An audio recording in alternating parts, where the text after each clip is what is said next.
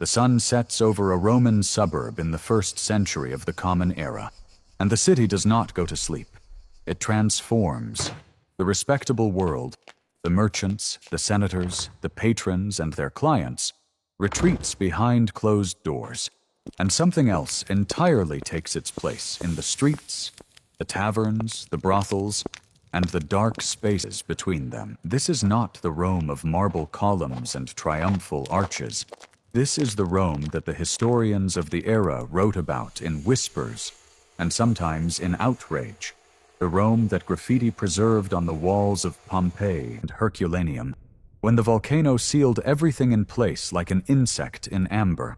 This is the Rome that smelled of open sewers, cheap wine, frying meat, and human desperation. And it was, depending on your perspective, either the most exciting or the most repulsive place in the ancient world. Let us walk into it together. Let us see exactly what happened after dark in the suburbs of Rome, in the places called the suburbium, the areas just beyond the city walls where the rules were looser, the surveillance thinner, and the night considerably longer than it was in the respectable center of the empire. The first thing you notice is the noise. Roman cities were extraordinarily loud during the day. Julius Caesar himself, when he governed Rome, banned wheeled vehicles from the city center during daylight hours, because the racket of cartwheels on stone was causing civic chaos. Those carts, banned during the day, ran at night instead, and the sound of iron wheels on stone paving, the shouts of drivers, the lowing of animals, the crack of whips, and the general din of a city resupplying itself in darkness was a constant auditory backdrop to everything else that happened after sunset. But layered over that industrial noise was something more human and considerably more unsettling. The Roman night was the territory of people who had no place in the daylight order. Freed slaves navigating a world that had given them legal status but almost no economic safety. Immigrants from across the empire crowded into the cheapest housing the suburbium offered. Criminals who operated with a confidence that the city's vigils, a combined fire brigade and night watch, could not reliably suppress. The streets after dark in a Roman suburb were not dangerous in the cinematic sense of dramatic confrontation, but in the more grinding, more realistic sense of a place where things could go wrong in quiet ways that left almost no trace. The vigils, for all their official authority, numbered roughly 7,000 for the entire city of Rome, a population of perhaps 1 million people, and they were primarily concerned with fire, which in a city of densely packed wooden apartment buildings was a threat of existential proportions. Petty crime, assault, and the various transactions of the night economy were largely their own affair. The Roman tavern, the Thermopolium, was the central institution of nightlife in any suburb, and the ones that operated after dark were a different animal entirely from their daytime equivalents. Archaeologists excavating Pompeii have identified well over 80 thermopolia in a city of perhaps 11,000 people, which gives you some sense of how central communal eating and drinking were to Roman social life. But the nighttime thermopolium served more than food and wine. They were gambling dens, meeting places for collegia, the semi-legal associations of tradesmen, freedmen, and immigrants that functioned somewhere between a trade union, a social club, and a protection network. They were places where information was traded, where debts were settled, where work was arranged, and where the kind of agreements that could not be made in daylight found their natural environment.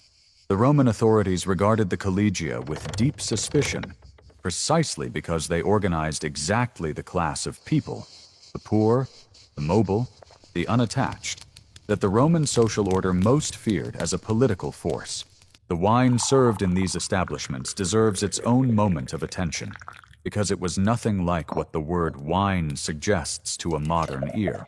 Roman wine was almost always cut with water. Drinking it undiluted was considered a mark of barbarity or desperation, and even the diluted version was frequently supplemented with additives that ranged from the merely unusual to the genuinely alarming. Seawater was added as a preservative. Lead acetate, extracted by boiling grape must in lead vessels, was used as a sweetener so commonly that modern researchers have theorized chronic lead poisoning may have been widespread among Roman wine drinkers. Resin, herbs, spices, and honey were standard additions, and cheaper taverns sometimes extended their product with substances that defied easy categorization. The Roman writer Pliny the Elder, who died investigating the eruption of Vesuvius and left behind a natural history of extraordinary scope, catalogued wine adulterants with the weary thoroughness of someone who had seen too much. Drinking in a cheap Roman tavern at night was an act of chemical adventure as much as a social one. And then there were the prostitutes. And this is where the Roman suburban night becomes most revealing about the fault lines of Roman society. Prostitution in Rome was legal, taxed, and socially stratified to a degree that reflects the Roman talent for organizing everything into hierarchies. At the top were the courtesans, educated, expensive, sometimes extraordinarily influential women who operated in the world of the wealthy and powerful, and who bore little resemblance to the street-level reality. At the bottom were the women and men who worked the streets and the cheaper brothels of the suburbium, and their lives were documented not in literary accounts, but in the graffiti, the legal records, and the archaeological evidence of the buildings they worked in. Pompeii's Lupanare, the city's largest known brothel, contained small stone cells barely large enough for a cot, with explicit paintings above each door advertising the services within. The women who worked there were overwhelmingly slaves or freed slaves with no other economic option, operating within a system that gave them legal protection from exactly nothing.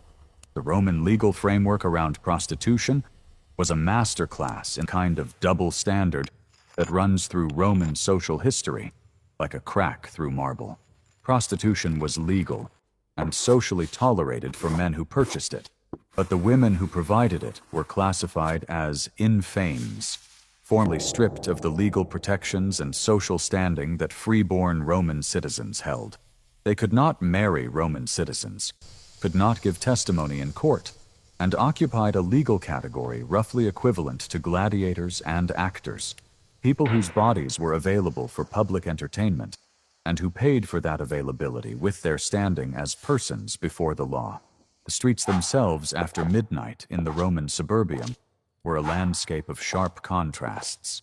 Wealthy Romans moving between dinner parties traveled in litters carried by slaves, surrounded by torch-bearing attendants who served simultaneously as light sources and informal security.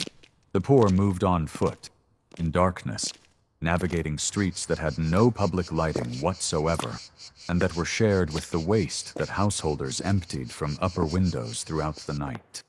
The Roman satirist Juvenal, writing in the early 2nd century, described the experience of walking Rome streets at night with a venom that still reads as visceral across 2,000 years. He catalogued the dangers with black humor, the chamber pots emptied from above, the drunken brawlers, the collapsed ceilings of apartment buildings whose landlords had built cheaply and maintained even more cheaply.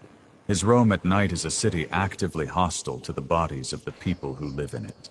The apartment buildings themselves, the insulae, were the defining architectural feature of the Roman suburb, and they were among the most dangerous structures in the ancient world. Built to 6 or 7 stories in some cases, constructed from a combination of stone, brick, and wood, and packed with tenants who cooked over open flames in rooms with no chimneys, they burned with a regularity that the historian Livy and others recorded with a kind of exhausted familiarity.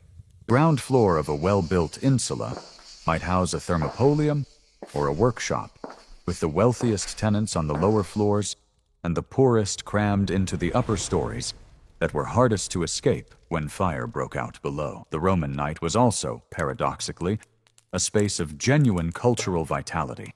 Street performers, acrobats, musicians, storytellers, astrologers, and the various practitioners of what Roman law classified as magic operated after dark in the spaces between the taverns and the brothels drawing crowds of people who worked 12-hour days and found in the night's entertainment the only leisure their lives afforded them.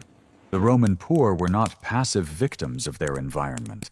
They built communities, celebrated festivals, maintained religious practices centered on household gods and neighborhood shrines, and created a social world of considerable richness within the constraints of extraordinary poverty.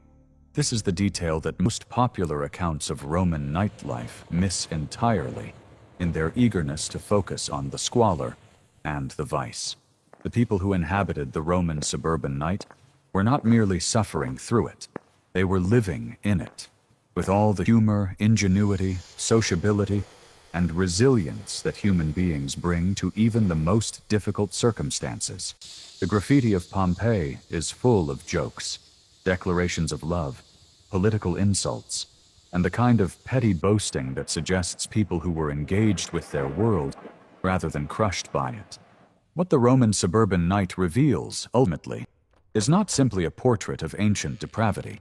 It is a portrait of what happens to the bottom of any hierarchical society after the top goes to bed, the transactions that cannot be conducted in daylight, the freedoms that only exist in darkness, the communities that form precisely because they have been excluded from the respectable world, and the human insistence on finding pleasure, connection, and meaning even in the least promising circumstances that history has to offer.